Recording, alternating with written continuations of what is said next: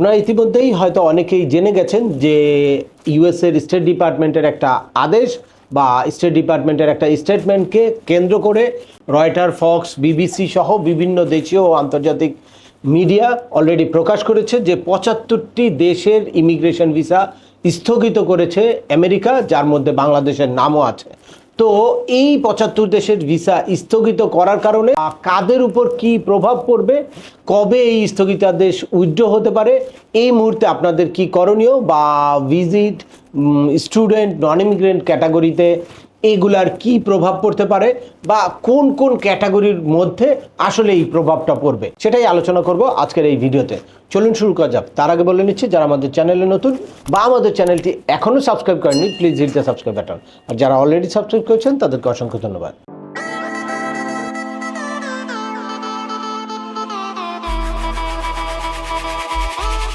Welcome back. আপনাদের সাথে আছে আমি সেম আমিনুল বাহার। আমাদের এই চ্যানেলে ইউএসের ফ্যামিলি ইমিগ্রেশনের একদম I-130 পিটিশন থেকে শুরু করে ইন্টারভিউ প্রিপারেশন পর্যন্ত হিউজ ইনফরমেটিভ ভিডিও আছে। প্রথমেই বলবো যে কেন এই স্থগিতাদেশ। আপনারা জানেন যে ৪ জানুয়ারি ট্রাম্পের সোশ্যাল মিডিয়াতে একটা রিসার্চ বা একটা রিপোর্ট প্রকাশ হয়েছিল, যেখানে ইউএসের গভর্নমেন্টের পাবলিক বেনিফিট কোন কোন দেশগুলা নিচ্ছে সেটার একটা তালিকা করা হয়েছিল। আর সেই তালিকায় বাংলাদেশের নামও ছিল। বাংলাদেশের যারা ইমিগ্রেন্ট ভিসা নিয়ে ইউএসএতে প্রবেশ করেছে তাদের মধ্যে ৫৪% ইমিগ্রেন্টই সরকারি বিভিন্ন সুযোগ সুবিধা নেয়।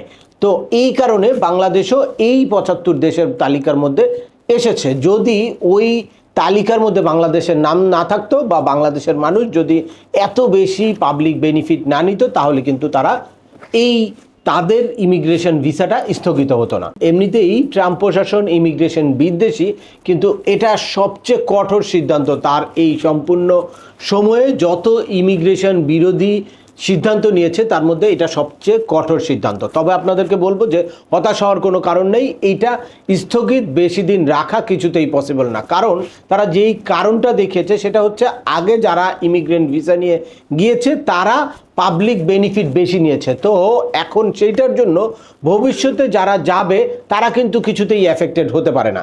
তো এটা হচ্ছে তাদের সিস্টেমের প্রবলেম। তারা কিভাবে ওই সিস্টেমটাকে ডেভেলপ করবে, বা যারা যাবে তারা যাতে পাবলিক বেনিফিট বেশি নিতে না পারে বা ইললিগেলি পাবলিক বেনিফিট নিতে না পারে, সেই জিনিসটা সিকিউর করা কিন্তু তাদের দায়িত্ব। তো এখানে তাদের আইনগত কিছু জটিলতা আছে। দ্যাটস ওয়াই তারা যেই ইমিগ্রেন্ট পিপলগুলো দেশে আসছে তাদের পাবলিক বেনিফিট নেওয়ার সংখ্যাটা কমাতে পারছে না। এ কারণে ওই আইনগত জটিলতাটা সেরে তারপর তারা নতুন করে আবার ভিসা দিতে চাচ্ছে।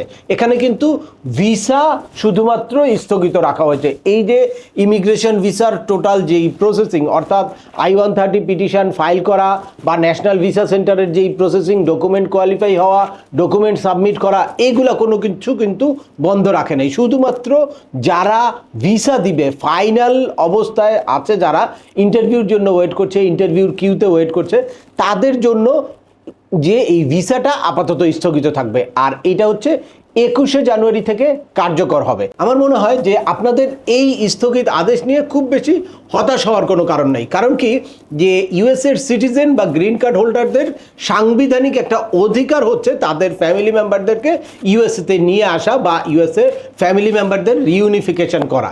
তো সুতরাং এইটাকে কোনো ডিপার্টমেন্ট অফ হোমল্যান্ড সিকিউরিটি বলেন বা স্টেট ডিপার্টমেন্ট বলেন, একটা কোনো আদেশ বা একটা মেমোর মাধ্যমে এটাকে বন্ধ করে দেওয়ার কোনো সুযোগ নাই। সাময়িক তারা এটা স্থগিত রাখতে পারে, কিন্তু খুব শীঘ্রই এটা নিশ্চয়ই চালু হয়ে যাবে। এখন আসি যে এই স্থগিত আদেশের মাধ্যমে কারা এফেক্টেড হবে, অর্থাৎ কোন কোন ক্যাটাগরিতে এটার প্রভাব পড়বে। এটা হচ্ছে ইমিগ্রেন্ট রিলেটেড যত ক্যাটাগরি আছে, like F1, F2A, F2B, F3, F4 category, বা ইমিডিয়েট রিলেটিভ যেগুলো আছে প্যারেন্টসদের জন্য IR5 category, IR2, IR1, CR2, CR1, এই সকল ক্যাটাগরিতে কিন্তু এইটা এফেক্ট পড়বে। অর্থাৎ তাদের ভিসার ইন্টারভিউটা আপাতত স্থগিত থাকবে। তবে নন ইমিগ্রেন্ট ক্যাটাগরি অর্থাৎ B1 B2 F1 F2 বা ইনভেস্টমেন্ট ক্যাটাগরিতে, বিজনেস ক্যাটাগরিতে যেমন L1 L2 আছে, তারপর E2 আছে, এইসব ক্যাটাগরিতে কোনো রকম কোনো এফেক্ট করবে না। তারা যথারীতি তাদের ভিসার জন্য আবেদন করতে পারবে বা পিটিশন ফাইল করতে পারবে।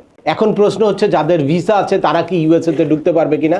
হ্যাঁ, যাদের ভিসা আছে তারা এখনও ইউএসএতে ঢুকতে পারবে। তাদেরকে আমি বলবো যত দ্রুত সম্ভব আপনারা ইউএসএতে প্রবেশ করেন। আপনারা যারা অলরেডি ইন্টারভিউ দিয়ে ভিসা নিয়ে রেখেছেন তারা খুব দ্রুত চেষ্টা করবেন 21শে জানুয়ারির আগেই আপনারা ইউএসএতে ঢুকে যেতে, বা তারপরেও ঢুকলে হয়তো বিভিন্ন রকম প্রশ্নের সম্মুখীন আপনাদের হতে পারে, কিন্তু মানে আইনগতভাবে বন্ধ করার কোনো, এখানে ভিসাটা শুধুমাত্র স্থগিত করা হয়েছে। এক্সিস্টিং ভিসা যাদের দেওয়া আছে তাদের ভিসা অবশ্যই কার্যকর থাকবে।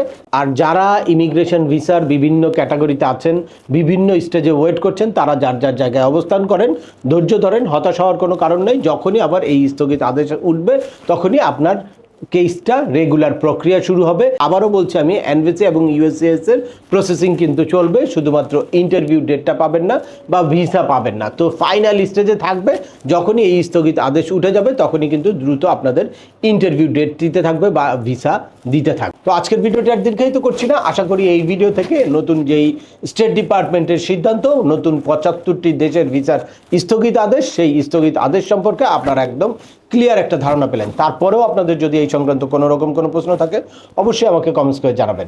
আর ভিডিওটি ভালো লাগলে বা তথ্যবহুল মনে হলে লাইক দিয়ে আপনার বন্ধুদের মাঝে শেয়ার করে দেবেন যাদের এই ইনফরমেশনগুলো অত্যন্ত প্রয়োজন। আবার দেখা হবে নতুন কোনো গুরুত্বপূর্ণ টপিকস নিয়ে। সে পর্যন্ত সবাই ভালো থাকবেন, সুস্থ থাকবেন এবং আমাদের চ্যানেলের সাথেই থাকবেন। আল্লাহ হাফেজ।